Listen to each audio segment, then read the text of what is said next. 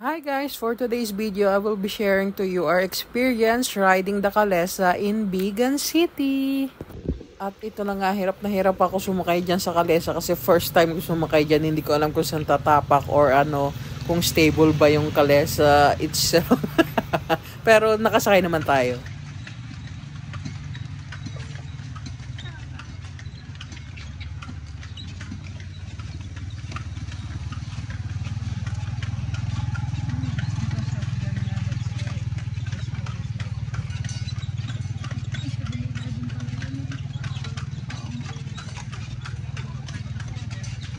So, pagdating na tayo sa Bigan.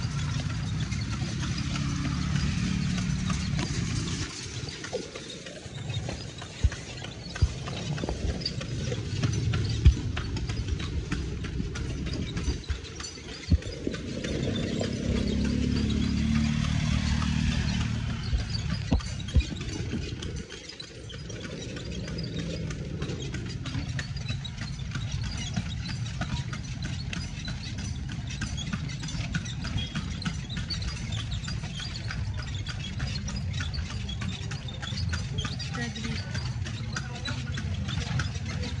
naisip ko, pinag-ride natin para alam yung isa na kumakain.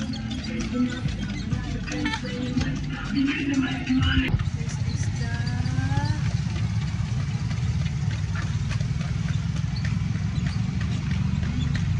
they building kasi Kalesa capital. This is the port.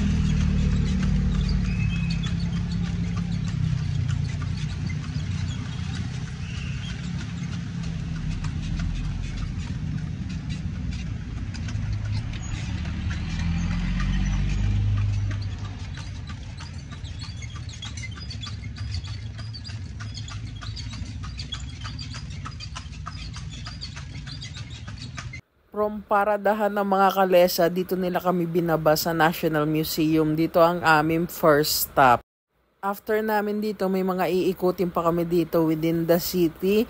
Good for an hour itong aming Kalesa ride for only 200 pesos.